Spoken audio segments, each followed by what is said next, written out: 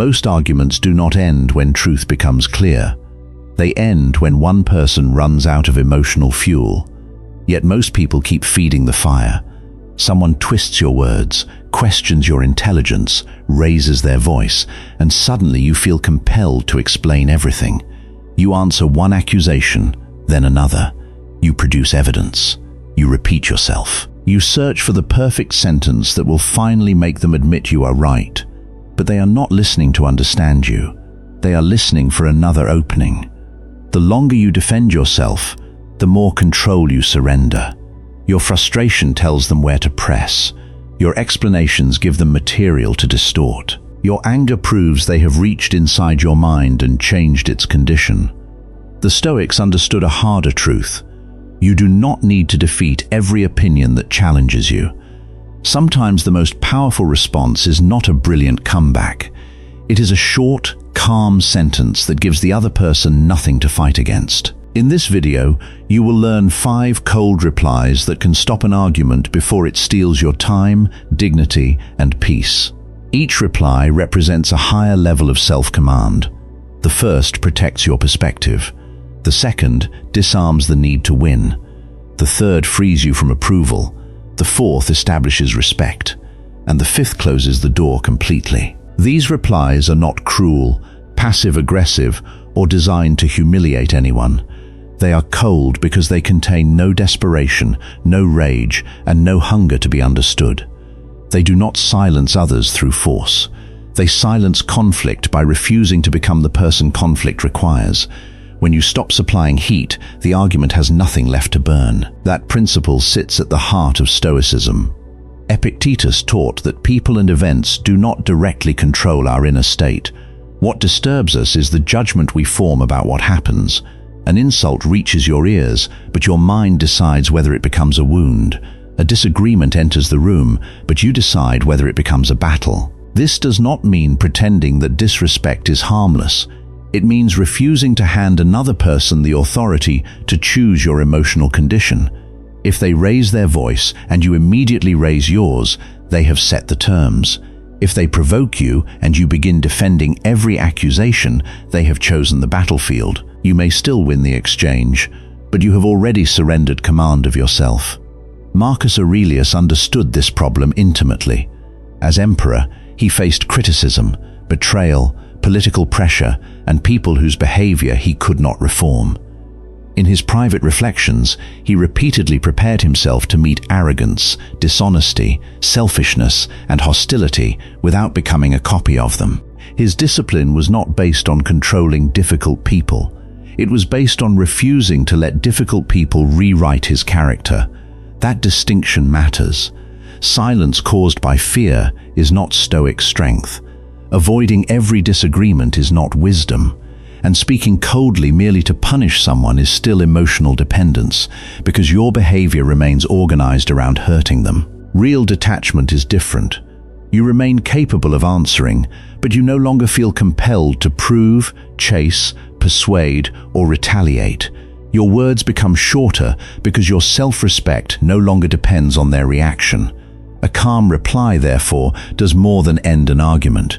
It reveals who controls the emotional frame. The person demanding the last word appears powerful, but is often trapped by that need.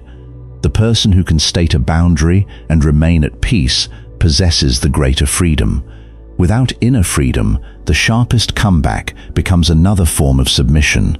That is the foundation of every reply you are about to learn. By the end of this video, you will have 5 responses for 5 different levels of conflict.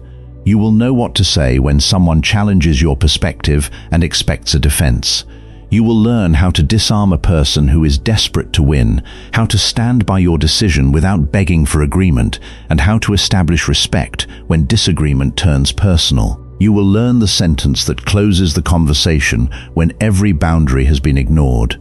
But the words alone are not enough. The real work is learning to deliver it without sarcasm, trembling anger, or the secret hope that it will wound the other person. A Stoic response is powerful because your voice, posture, and actions communicate the same message. My peace is not available for negotiation. Each reply will therefore include more than a phrase. You will see when to use it, when not to use it, and what must happen after you say it, because a boundary followed by another 10 minutes of explanation is not a boundary. It is an invitation to continue. If you want to develop this kind of calm, disciplined strength, subscribe and continue this Stoic journey with us. We will begin with the first level. At this stage, the other person may not be insulting you or violating a boundary. They may be trying to force their interpretation into your mind. You do not need to attack them. You only need to stop treating their perspective as a command. The first cold reply is, "I see it differently." This sentence is useful when someone treats disagreement as proof that one of you must be foolish, dishonest, or wrong. They do not merely present their view. They push it toward you as if you must accept it before the conversation can end. Imagine a meeting where you recommend delaying a project because the numbers are weak. A colleague interrupts and says you are being negative. You explain the risks. He dismisses them. You show the data. He questions your judgment. Soon, you are no longer discussing the project. You are defending your intelligence, your intentions, and your entire record of work. That is the trap. The subject quietly changes from, "What should we do?" to "Can I force you to surrender your perspective?"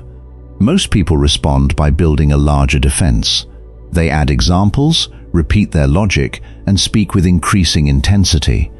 But every new explanation gives the other person another sentence to challenge. What feels like clarification becomes fuel.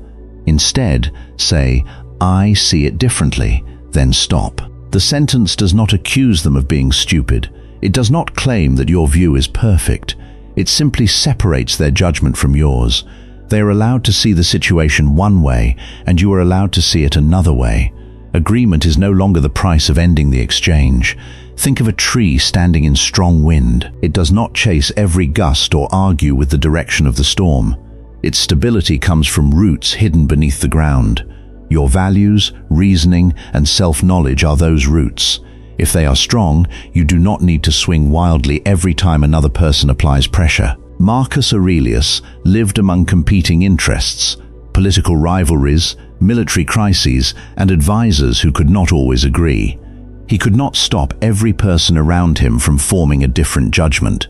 His private reflections show a man repeatedly returning to the same discipline. Examine what is true, perform the duty in front of you, and do not let another person's conduct determine your own. That is the Stoic move here. You are not declaring yourself infallible.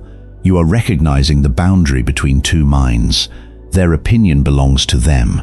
Your judgment belongs to you. You should examine your judgment honestly, but you do not have to abandon it merely because someone applies emotional pressure. Delivery matters. Keep your voice level. Do not smirk. Do not emphasize the word "I" as if you are issuing a challenge. Say the sentence as a fact, not a weapon. If they respond, "Well, your view is wrong," do not reopen the entire case. You can say, "I understand that is your position." If a decision must be made, return to the practical question, "What evidence should we use?" or "Who has responsibility for the final decision?" Move the conversation from ego back to reality. There are also times when you should not use this reply. If someone points out a clear factual error, hiding behind personal perspective is intellectual cowardice. If you said the meeting begins at 9 and the calendar shows 10, this is not a matter of seeing things differently. Correct the mistake.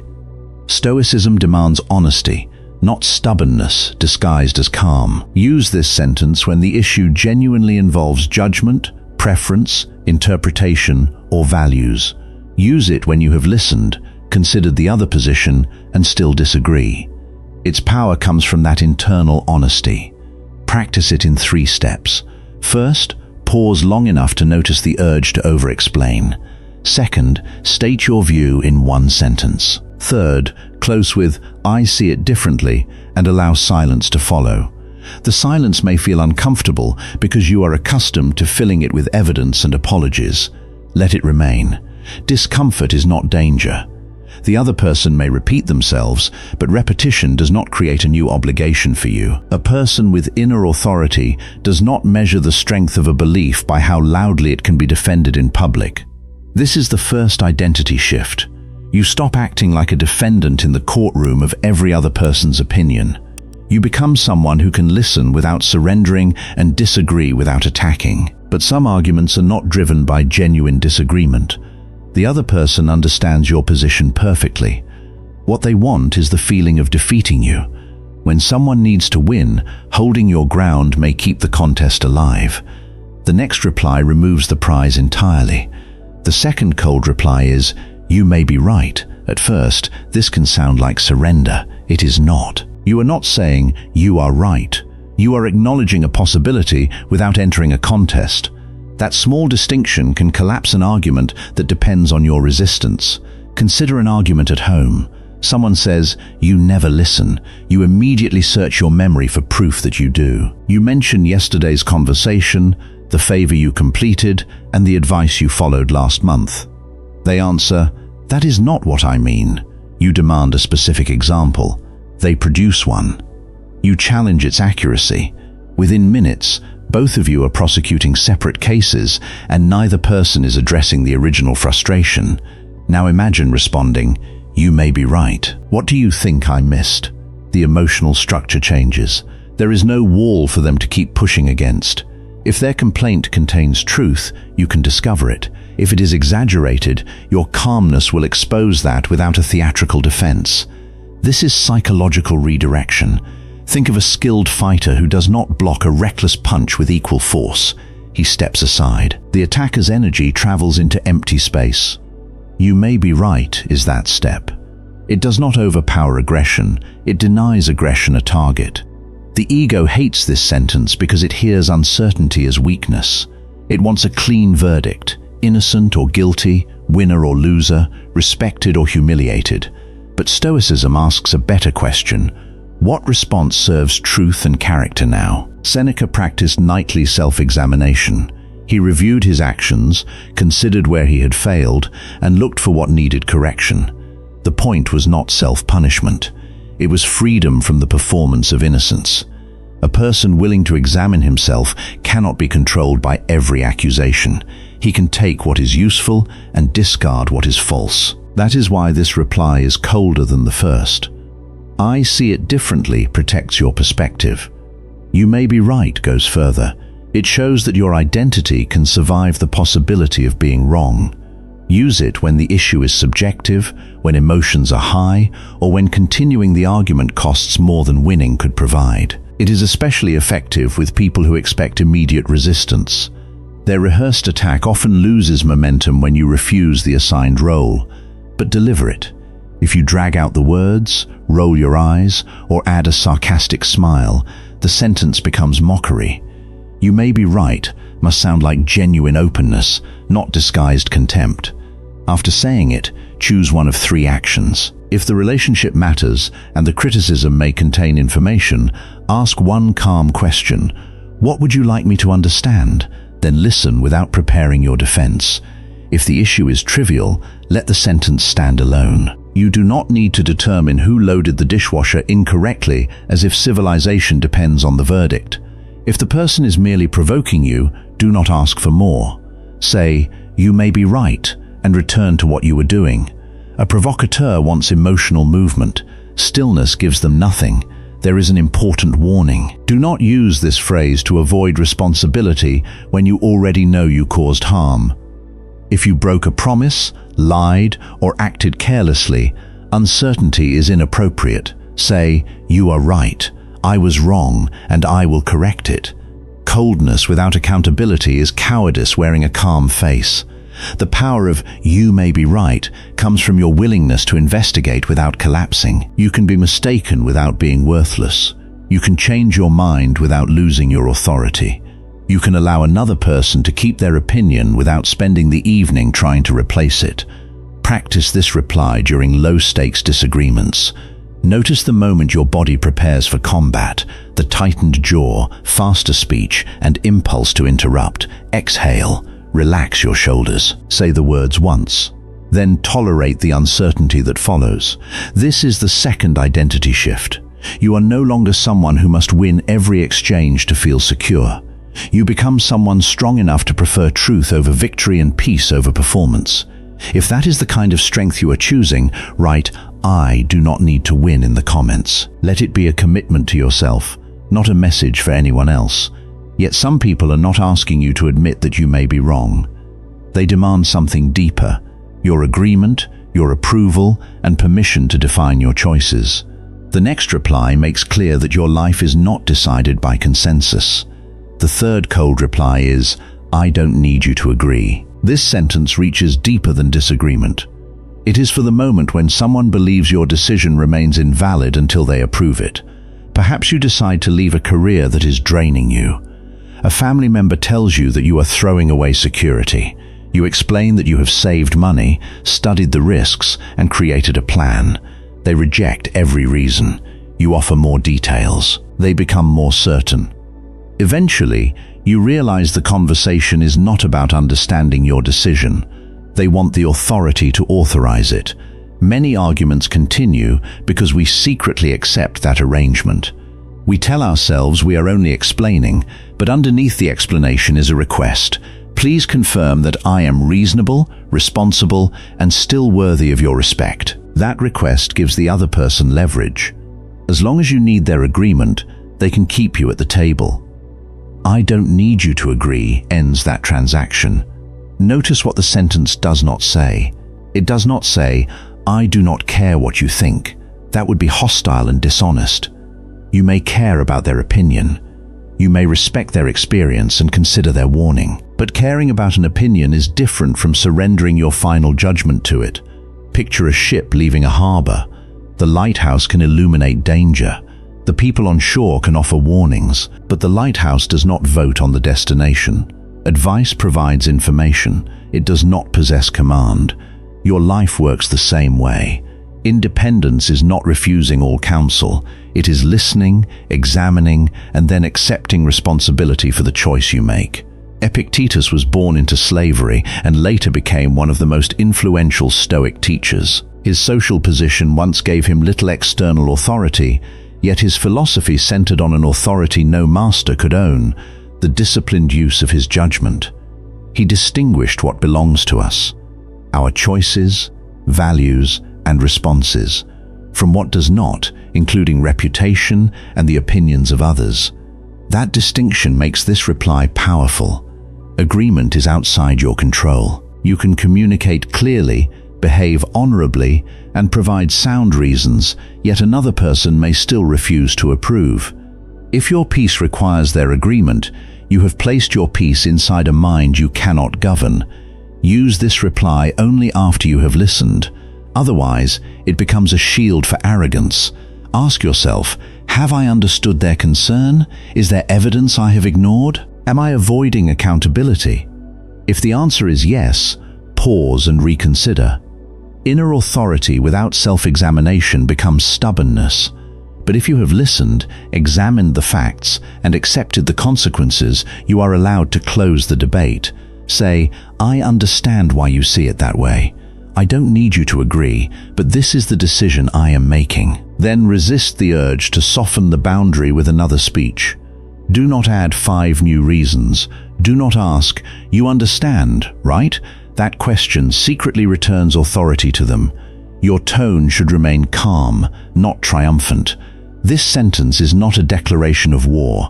It is a declaration of responsibility. You are not demanding that they celebrate your decision. You are telling them that continued resistance will not transfer ownership of your life. This reply is also useful when someone keeps misrepresenting your motives. You may correct the record once. "That is not why I made this choice." If they insist on their interpretation, say, "You do not have to agree with my reasons." Then stop trying to enter their mind and rearrange its contents. There is freedom in allowing yourself to be misunderstood, not because truth is unimportant, but because endless explanation rarely forces a determined person to see you fairly. Sometimes your consistent behavior must speak over time. Practice by separating input from permission. When someone offers criticism, write down anything useful, consider it, make corrections where needed, but do not confuse their reaction with a verdict. This is the third identity shift. You stop living as if every important decision requires a public vote. You become someone who can receive advice without becoming dependent on approval. The first reply protected your perspective. The second released the need to win. This one establishes ownership of your choices. But ownership alone does not solve every conflict. Some people will move from disagreement to contempt. They will raise their voice, insult your character, or use humiliation to regain control. At that point, the issue is no longer agreement. The issue is access. The next reply establishes the condition they must meet before the conversation can continue. The fourth cold reply is, "We can talk when this is respectful." The earlier replies address disagreement. This one addresses conduct. It becomes necessary when the other person stops discussing the issue and begins using volume, mockery, insults, or intimidation to overpower you. Imagine a conversation with a partner, relative, or co-worker. You begin with a practical problem, then their voice rises. They interrupt every sentence. They call you selfish, stupid, or impossible. You try to remain reasonable, so you keep answering the content of their words while ignoring the way those words are being delivered. That feels mature, but it often teaches the wrong lesson. It teaches them that access to you has no conditions. They can insult you and still receive your attention, your explanations, and your emotional energy. Stoicism does value endurance, but not mindless submission. Self-command includes deciding what kind of interaction you will participate in. You cannot force another person to speak respectfully, but you can refuse to remain available while they do not. Say, "We can talk when this is respectful." It names the real problem, leaves the door open to better dialogue, and makes respect the condition for continued access. Think of a guarded gate. A gate is not built because everyone outside is an enemy. It exists because entry matters. It can open for honest dialogue and close against destructive behavior. Your attention should function the same way. If everyone can enter your mind in any condition, you do not have openness. You have no boundary. Musonius Rufus, one of the Stoic teachers, endured exile and political punishment. His philosophy emphasized that virtue must be practiced through hardship, not merely discussed in comfortable rooms. Yet Stoic endurance was never about becoming morally passive. It was about acting according to reason, even when pressure made retaliation or surrender easier. In this situation, reason asks two questions. Is there still a real conversation happening? And can I remain here without betraying my standards? If the answer is no, name the condition and disengage. Your delivery must be controlled. Do not shout the sentence over them. Do not use it as a threat. Lower your voice. Slow your pace. Make eye contact if it is safe. Then say it once. If they calm down, you may continue. If they say, "I am being respectful," do not argue about the definition for 10 minutes. Respond, "I am willing to continue when we can speak without insults." Be specific about the behavior, then stop. If they accuse you of avoiding the subject, say, "I am willing to discuss the subject." "I am not willing to be spoken to this way." That distinction prevents them from reframing your boundary as cowardice. Most importantly, attach an action to the sentence. Leave the room. End the call. Pause the meeting. Stop replying to messages until the tone changes. A boundary without action is only a request, and repeated requests teach people that your limits are negotiable. There are situations where immediate withdrawal may not be possible, especially at work or when safety is involved. In those cases, shorten your responses, document what happened, involve the appropriate authority, and move the conversation to a setting with witnesses. Stoicism does not require you to handle every form of aggression alone. There is also a danger of misusing this phrase. Do not label every uncomfortable truth as disrespect. Someone can disagree firmly, expose your mistake, or challenge your behavior without violating your dignity. A boundary should protect respectful dialogue, not protect your ego from correction. The test is simple.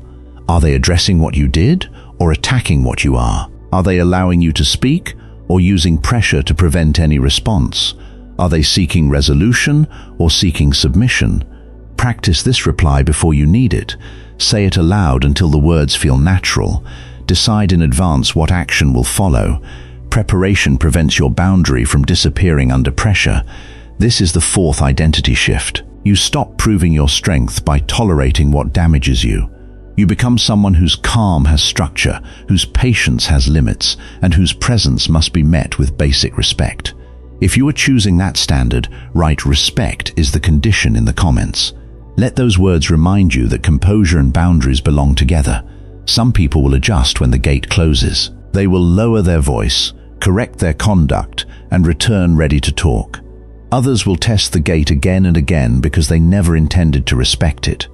When a person repeatedly ignores the condition, you need more than another warning. The final reply does not pause the argument, it ends access to it. The fifth cold reply is, "This conversation is over." This is not the first sentence you use when someone disagrees with you. It is the sentence you use when disagreement has become a cycle and every condition has been ignored. You have already clarified your position. You have listened. You have refused to compete for victory. You have asked for respect. Yet the person keeps calling, messaging, following you from room to room, reopening settled accusations, or inventing new ones whenever the old ones fail. At that point, more communication does not create understanding. It rewards persistence. Some people announce a boundary and then remain for another 20 minutes defending the boundary. The result is a contradiction. Their words say the conversation is over, while their presence says it can continue. A limit becomes real only when your behavior carries it. Say, "This conversation is over," then end it. Think of closing a door during a storm. You are not claiming the storm has no right to exist. You are not trying to punish the wind. You are simply refusing to let rain flood the room you are responsible for protecting. Closing the door is not aggression. It is maintenance. The same principle applies to your attention. Your mind is a space you must maintain. If another person repeatedly enters only to create chaos, you are not required to remain available in order to prove your strength. The Stoics understood that external freedom can be limited, while inner freedom remains a responsibility. When Seneca was exiled to Corsica, he lost his position, influence, and access to life. His writings from exile reveal both distress and an effort to recover command through philosophy. Circumstances had closed around him, but he continued working on the territory still available, his judgments, his studies, and the use of his time. That is the principle behind this final reply. You may not control whether the other person remains angry. You may not control the story they tell about you afterward. You may not even control whether they attempt to continue, but you control your participation. Use the sentence without a threat attached. Do not say, "This conversation is over," unless you admit "I am right." That is not an ending, it is another demand. Do not say it dramatically and wait for them to chase you. That turns a boundary into a test. Say it plainly. Leave the room. End the call. Stop typing. If necessary, mute or block the channel through which the argument continues. If you live or work with the person, the boundary may need a defined return point. "This conversation is over for tonight. We can discuss the issue tomorrow at 10. This prevents a pause from becoming permanent avoidance. If the interaction is abusive, threatening, or unsafe, prioritize distance and support over wording. You do not owe an elegant closing sentence to someone creating danger. There are also cases where this reply should not be used. Do not end a conversation merely because accountability feels uncomfortable. Do not disappear whenever someone raises a concern. And do not announce that everything is over as a way to control another person through fear of abandonment. The difference is purpose. Manipulation ends a conversation to make the other person panic and submit. A boundary ends it because respectful progress is no longer possible. Before using the sentence, ask 3 questions. Have I stated my position clearly? Has the conversation become repetitive or disrespectful? Am I willing to follow through without returning for the last word? That third question is decisive. The urge to return will be strong. After leaving, you may remember a perfect comeback. You may want to send one paragraph that explains everything better. Do not do it. Every final paragraph creates another opening. Instead, move your body and attention towards something under your control. Walk outside, write down the facts, complete a task, breathe until the physical charge decreases. If the issue requires future action, decide what action is necessary after your nervous system settles. Your silence afterward is not emptiness. It is the consequence that gives the sentence meaning. This is the fifth identity shift. You stop waiting for the other person to grant permission for the conflict to end. You become someone who decides where your time, attention, and emotional presence will be invested. The progression is now complete. First, you separated perspectives. Then you released the need to win. You stopped asking for agreement. You established respect as a condition. Finally, you enforced the condition by withdrawing access. The strongest reply was never the cruelest sentence. It was the moment your words and actions became impossible to separate. That is where argument truly ends and self-command begins. These 5 replies form an escalating path. I see it differently protects your perspective without attacking theirs. You may be right removes the need to win and leaves room for truth. I don't need you to agree separates advice from external permission. We can talk when this is respectful, makes dignity a condition for access. And this conversation is over turns the boundary into action when every warning has failed. None of these sentences is powerful by itself. Spoken with rage, sarcasm, or a desire to punish, even a phrase becomes a weapon in the argument. Its power comes from the condition behind it. You are no longer desperate to control their opinion, secure their approval, or force them to recognize your value. That is the Stoic advantage. You stop trying to govern another person's mind and return to the territory that belongs to you. Your judgment, your tone, your conduct, and your decision to stay or leave. The strongest person in an argument is not always the one with the fastest comeback. Often, it is the person who can hear provocation without becoming provocative, face disagreement without abandoning reason, and walk away without returning for one strike. Choose the reply that matches the level of conflict. Do not build a wall when a difference of opinion can be discussed, but do not keep offering openness to someone who uses it as an entrance for disrespect. If this video helped you protect your peace without losing your strength, subscribe for more Stoic lessons on discipline, self-respect, and emotional control. And tell us in the comments, which of these 5 replies is hardest for you to use and what pulls you back into the argument? Then watch the next video on staying calm when someone provokes you. Because you control your participation, no one can decide when your peace begins or ends.